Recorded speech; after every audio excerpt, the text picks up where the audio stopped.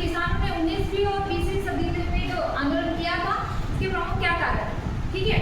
तो पहला कारण है ब्रिटिश सरकार की भू राजस्व व्यवस्था। भू राजस्व व्यवस्था मतलब कि ब्रिटिश सरकार ने बंगाल, उड़ीसा, मद्रास, महाराष्ट्र, पंजाब ऐसे ही बड़े बड़े इलाकों में जो है रैयतवाड़ी, महालवाड़ी और स्थायी बंदोबस्त जैसी व्यवस्था को लागू किया गया। अब इन व्यवस्थाओं के माध्यम से एक वर्ग का उदय हुआ था, जमींदार और साहूकार वर्ग का। ये क्या करते थे, किसानों पर अत्यधिक शोषण करना। मतलब शोषण करने का मतलब ये है कि अत्यधिक लगान की वसूली करते थे, जिससे किसान क्या होने लगा, ऋण ग्रस्तता के जाल में मतलब क्या होने लगा, फंसने लगा। जैसे ही वो फंसने लगा तो उसने क्या करा, धीरे धीरे ब्रिटिश सरकार की इस नीति के जो है आंदोलन स्टार्ट कर दिया। दूसरा ये कारण है अत्यधिक शोषण होना, किसानों के मतलब कि सरकार के द्वारा, ब्रिटिश सरकार के द्वारा अत्यधिक लगान में वसूली किया गया। तो जब वसूली किया जाए तो किसानों से किया जाएगा ना, तो किसानों को ये विवश कर दिया गया कि आपको जो इससे जब वसूली की जाएगी तो आपको क्या करना है, अपने खेत में ही अत्यधिक रूप से काम करना, ठीक है। तो कुल मिला के किसानों को क्या होने लगा, धीरे धीरे अत्यधिक शोषण होने लगा। तीसरा ये रीजन है औद्योगिक नीति। औद्योगिक नीति ब्रिटिश सरकार की औद्योगिक नीति के तहत क्या हुआ कि जहाँ किसान आजीविका का साधन था, वही किसानों को जो अपनी भूमि छोड़ने के लिए विवश होना पड़ा, ठीक है। उस टाइम पे होता ये था कि ब्रिटिश सरकार की इस औद्योगिक नीति के कारण भारत में जो खाद्यान्न फसलें उगाई जाती थी, खाद्यान्न मतलब इतनी बड़ी जो जनसंख्या थी उसका भरण पोषण करने के लिए चावल, गेहूँ, कहना चाहिए आपका दाल, इन चीज़ों का जो है उत्पादन किया जाता था बड़े लेवल पर। लेकिन जब ब्रिटिश सरकार ने आके अपनी ब्रिटिश सरकार की औद्योगिक नीति के तहत ये बोला गया कि आपको खाद्यान्न फसलों की अपेक्षा व्यापारिक या व्यावसायिक जो है फसलें आपको उगाना, ठीक है, फसलों में जो है आपको लगाना है। तो हुआ ये कि इस नीति के थ्रू भारतीय किसानों ने खाद्यान्न फसलों के स्थान पर जो व्यापारिक व्यावसायिक फसलें थी उसका उत्पादन किया। लेकिन भारत में एक खाद्यान्न संकट उत्पन्न होने लगा, मतलब किसान जो है भुखमरी से ग्रसित होने लगे। इस कारण जो है किसानों ने ब्रिटिश सरकार के विरुद्ध कृषक आंदोलन किया, ठीक है। तीसरा रीजन, चौथा रीजन ये है कि रूसी क्रांति आई थी 1917 ईस्वी में। मतलब अगर 20वीं सदी की बात करूं तो उस टाइम पे रूसी क्रांति आई थी और हुआ ये था कि विश्व में जो है आर्थिक मंदी स्टार्ट हो गई। जब आर्थिक मंदी स्टार्ट होगी तो ऑब्वियसली लोगों के पास पैसा नहीं होगा तो वो सामान नहीं खरीदेंगे, तो ब्रिटिश सरकार के पास भी कहाँ से पैसा आएगा, है ना। जब मंदी आएगी तो उन्होंने क्या करने लगे, वो क्या करने लगे, क्योंकि हमारे यहाँ पे औद्योगिक क्षेत्र उतना मतलब कि कहना चाहिए पावरफुल नहीं था, कृषि जो क्षेत्र था वो पावरफुल था। तो इन्होंने क्या करे कि जो किसान थे उन पर अत्यधिक लगान जो है वसूली करना स्टार्ट कर दिए, जबरन जो है उनकी भूमि को कब्जे में करना स्टार्ट कर दिए। तो इसके कारण जो है कहना चाहिए भारतीय क्षेत्र में रूसी क्रांति से प्रेरणा मिली, ठीक है, वैश्विक आर्थिक मंदी के दौर में। चौथा ये रीजन है कृषक संगठन।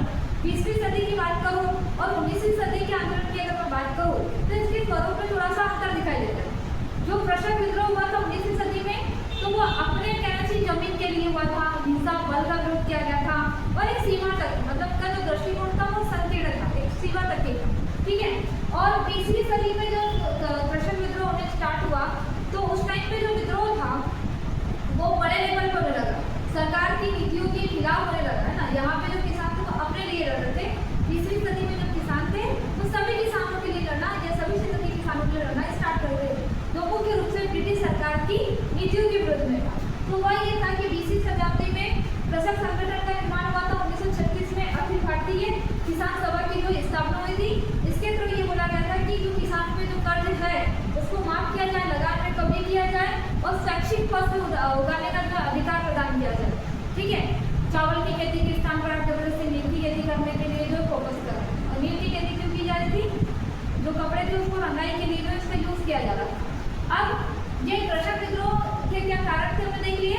इन विद्रोह के फलस्वरूप, इन कारणों के फलस्वरूप कहाँ पर जो विद्रोह हुए इसके बारे में देखते हैं। सबसे पहले अगर मैं बात करूँ तो हमारे यहाँ पे एक जो क्षेत्र है वो है मुख्य रूप से पश्चिम बंगाल, ठीक है, उड़ीसा, ठीक। इन क्षेत्रों में जो है हम लोगों को बिहार,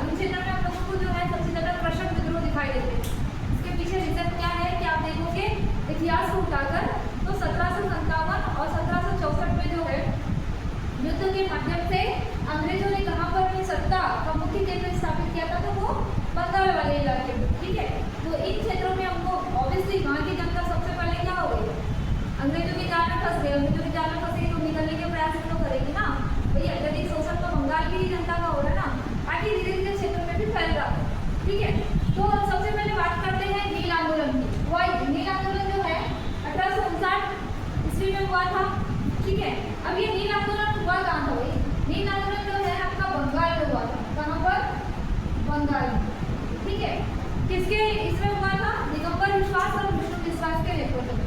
अब हुआ क्या था इस नील आंदोलन के बारे में तो पढ़ते हैं, ठीक है, क्योंकि सडनली तो चीजें नहीं हुई होती है ना। तो इसके पीछे रीजन ये है कि जो नील आंदोलन है वो बंगाल में हुआ था। वह ये कि आप अगर इसकी ज्योग्राफिकल मतलब भौगोलिक स्थिति की अगर देखोगे तो यहाँ पे जाती है अपनी गंगा नदी, है ना।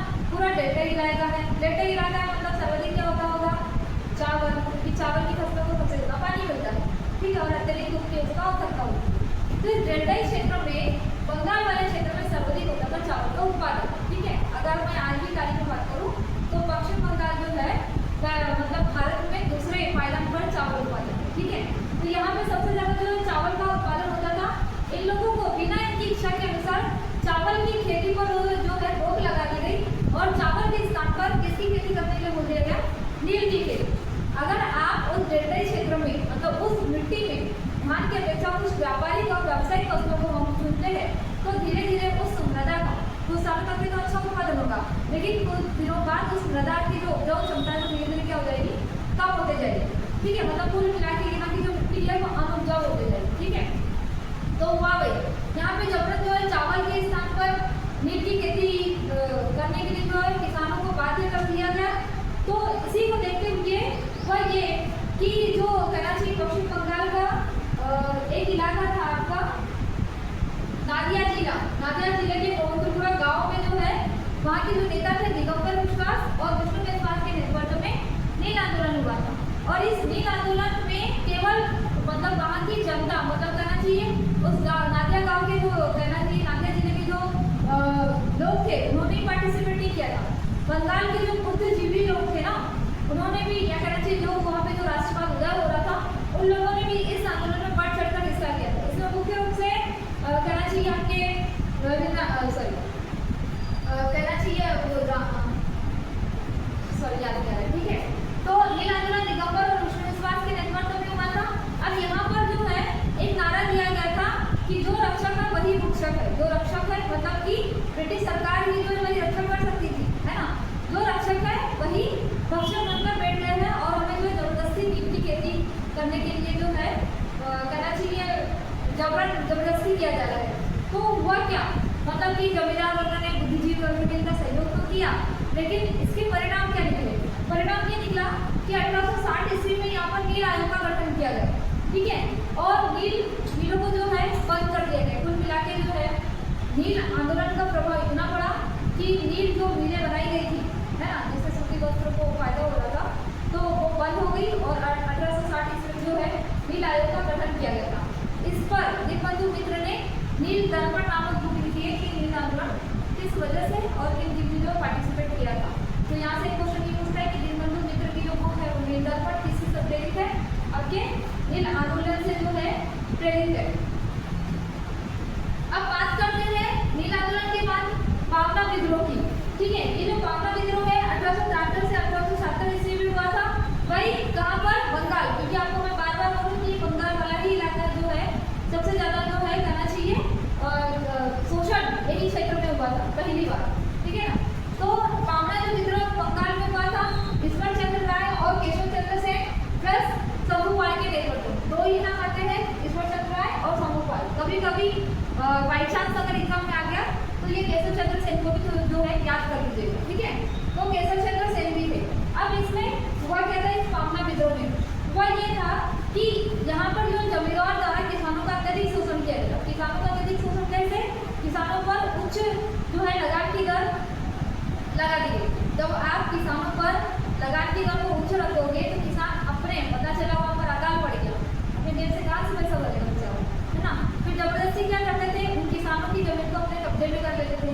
तो मुख्य रूप से जो थे ईश्वर चंद्र विद्यासागर और केशव चंद्र सेन और शंभूपाल के द्वारा जो है इस आंदोलन को स्टार्ट किया गया। फिर बाद में जो बंगाल के जो बुद्धिजीवी थे आपके देवेंद्रनाथ ठाकुर, सुरेंद्रनाथ बनर्जी और धोबी समाज ने भी जो है यहाँ पर मुख्य रूप से याद रखना कि धोबी समाज ने भी इस विद्रोह में अपना बढ़ चढ़कर हिस्सा लिया था। धोबी समाज ने किसान थे, ठीक है, खाद्यान्न का उत्पादन कर रहे थे। अब पता चला कि कहना चाहिए तो जो भी समाज था वो क्या कर रहे थे, ब्रिटिश सरकार के जो अधिकारी थे वो क्या काम कर रहे थे, तो उन्होंने वहाँ उनके यहाँ पर काम करना बंद कर दिया, ठीक है। तो इसमें बड़े बड़े जो बुद्धिजीवी थे, रविन्द्रनाथ ठाकुर, सुखनाथ बैनर्जी और कुछ जो नेता थे उस टाइम पर, उन्होंने इसमें बढ़ चढ़ के जो पार्टिसिपेट किया था। परिणाम ये हुआ कि कृषक राहत अधिनियम जो है 1879 में 1879 में जो यहाँ पर आया था। अब आप थोड़ी सी हिस्ट्री उठा के देखोगे तो आपको पता होगा कि 1873 ईस्वी में बंगाल, बिहार, उड़ीसा वाले क्षेत्र में अकाल पड़ा था। और इसी टाइम में जो लॉर्ड लिटन थे, उन्होंने जो है 1877 ईस्वी में एक दिल्ली में कलकत्ता में एक भव्य दरबार का आयोजन करा था। ऐसे तो किसान पहले से ही दिमाग खराब था और लिटन ने ज़्यादा ही दिमाग खराब कर दिया, है ना। तो हुआ यही कि कृषक राहत अधिनियम आया था और इस विद्रोह के थ्रू एक कहना चाहिए नारा दिया गया था ईश्वरचंद्र विद्यासागर के द्वारा। हम रानी मतलब हम महारानी के रैयत है, रैयत मतलब किसान को बोला जाता है, ठीक है। हम महारानी के रैयत है, हम आपको मतलब जमींदार को टैक्स नहीं दे सकते, ठीक है। इसमें ये बोला गया था कामना विद्रोह में। फिर इसके बाद बात करते हैं